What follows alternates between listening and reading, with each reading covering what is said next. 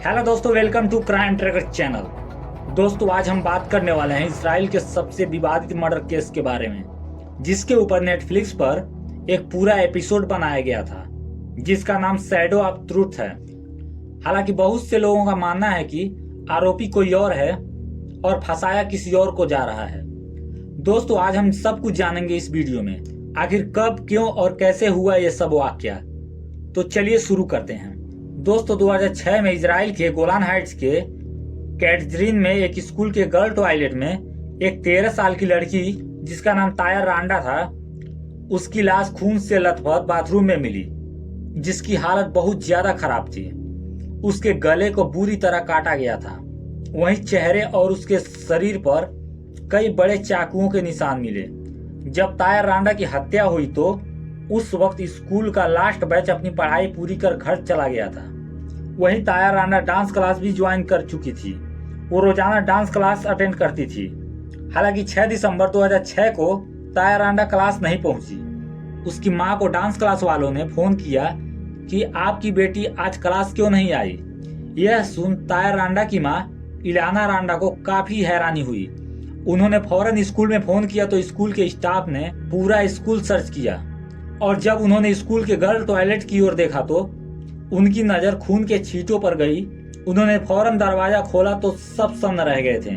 ताया रांडा का शरीर छत बिछत अवस्था में था। स्कूल के स्टाफ ने तुरंत ताया रांडा की मां इलाना रांडा और इजरायली पुलिस को इन्फॉर्म किया।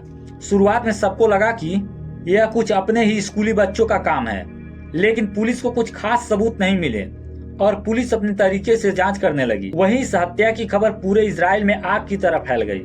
इस वजह से पुलिस ने आओ देखा न ताव, उन्होंने उसी स्कूल के एक कर्मचारी रोमन जदोरो को गिरफ्तार कर लिया। रोमन जदोरो एक यूक्रेनी था जो रोजी रोटी की तलाश में इजराइल में बस गया था और इजराइल के कैटजरीन में एक स्कूल के स्टाफ के रूप में काम करने लगा। दोस्तों, रोमन जदोरो को पहले कुछ समझ नहीं आया कि आखिर इजरायली पुलिस उनको क्यों गिरफ्तार कर रही है। हालांकि मैं आपको बता दूं, रोमन जदरो को इजरायली भाषा हिब्रू ना के बराबर आती थी। रोमन जदरो को इजरायली पुलिस पर इतना भरोसा था कि वो इजरायली पुलिस को हर वो चीजें बताते जो वो जानते थे। लेकिन इजरायली पुलिस के ऊपर जनता का भारी दबाव होने के कारण इजरायली पुलिस ने वो सब काम कराए रोमन जदरो से, जिसे वो बाद में रोमन के खिलाफ इस्तेमाल कर सके। हालांकि रोमन भी पुलिस की हर बात मानते रहते। उन्होंने पुलिस पर बहुत विश्वास किया था। उनको लगता था कि जब मैंने खून नहीं किया है तो मैं कैसे फंस सकता हूँ। लेकिन यही रोमन की सबसे बड़ी गलती थी। इजरायली पुलिस ने रोमन जदरो को 4 साल तक ऐसे ही कैद में रखा और उनके ऊपर झूठे मुकदमे चलाए। फिर कोर्ट ने भी पुलिस द्वारा दिए गए सबूतों पर ही 14 दिसंबर 2010 को रोमन जदोरो को आजीवन कारावास की सजा सुना दी। दोस्तों, रोमन जदोरो को हिब्रू भाषा ना आना और एक प्रवासी का टैग लगना काफी जख्म दे गया था।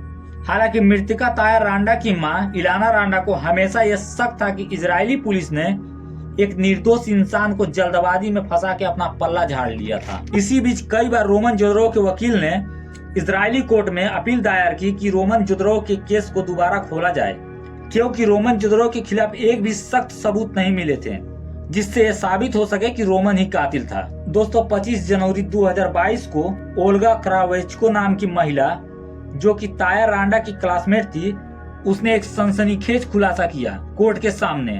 उसने कोर्ट को बताया कि आदिल हब्बानी नाम के एक लड़के ने ताया रांडा को मारा था। इस बात की खबर मिलते ही पूरे इजराइल में फिर से ताया रांडा के मर्डर केस की सुर्खियां टीवी की हेडलाइन बन गईं। दोस्तों, ताया रांडा के शव के पास कुछ बाल भी मिले थे, जबकि पुलिस या किसी अधिकारी ने उतना ध्यान नहीं दिया उसके डीएनए की जांच के लिए। हालांकि जब ये खबर न्यूज चैनल में उठाई गई तो इजरायली पुलिस और उनके न्याय व्यवस्था पर काफी ज्यादा सवाल उठे। वहीं जब ताया रांडा के शव के पास मिले बालों और आदिल हब्बानी के डीएनए की जांच की गई तो सब हैरान हो गए। दोस्तों, डीएनए सेम था। उस वक्त आदिल रब्बानी को इजरायली पुलिस ने गिरफ्तार कर लिया और उसको कोर्ट में पेश किया गया, जो कि अभी कोर्ट में ये मामला चल रहा है। वहीं रोमन जदोरो को 30 मार्च 2023 को ताया मर्डर केस से रिहा कर दिया गया। दोस्तों, रोमन जदोरो ने ताया रांडा की मां इलाना रांडा को कहा कि मां, मैंने शुरू से अंत तक यही कहा कि मैंने तायर की हत्या नहीं की, लेकिन पुलिस वालों ने मेरी एक ना सुनी। आप तो एक माँ हैं, आपको हर एक चीज का एहसास होगा कि आखिर एक अनजान शख्स आपकी बेटी की हत्या कैसे कर सकता है, जिससे कोई दुश्मनी भी नहीं थी। दोस्तों, इलियाना रांडा ने रोमन को माफ कर दिया। इलियाना ने कहा, मुझे इजरायली पुलिस पर अब भरोसा नहीं, क्योंकि उन्होंने एक निर्दोष इंसान को इतने साल जेल में रखा। मैं चाहती हूँ जो असली कातिल है उनको पुलिस जेल में डाले। दोस्तों, आपको जानकारी के लिए बता दूं, जिस ओल्गा क्रावेंचको नाम की लड़की ने नादिर हब्बानी के खिलाफ सबूत दिए थे, वो उसकी पूर्व प्रेमिका थी। आदिर ने तायर रांडा की हत्या के बारे में एक बार अपनी प्रेमिका को बताया था, जिसका खामियाजा उसे आज भुगतना पड़ रहा है। आदिर हब्बानी एक कट्टरपंथी था, जिसने द्वेष भावना में आकर तायर रांडा की हत्या कर दी थी। तायर रांडा की मां इलियाना रांडा हमेशा ये कहती रही, मुझे शक है कुछ स्कूल के ही कट्टरपंथियों ने उनकी हत्या की है, लेकिन इजरायली पुलिस ने उनकी एक ना सुनी थी। हालांकि बाद में ये सच सामने आया, लेकिन अभी तक ये प्रूफ नहीं हो सका। हालांकि ये मामला अभी भी कोर्ट में चल रहा है, अभी देखे क्या फैसला आता है। तायर रांडा की मां इलियाना रांडा को अभी भी कानून पे थोड़ा बहुत भरोसा है कि उनको न्याय मिल जाए।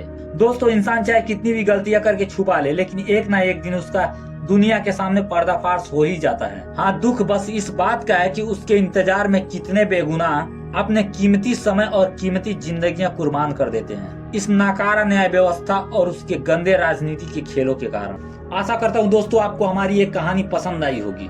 ऐसी ही वीडियो देखने के लिए हमारे क्राइम ट्रैकर चैनल को लाइक करें, सब्सक्राइब करें। जय हिंद, वंदे मातरम।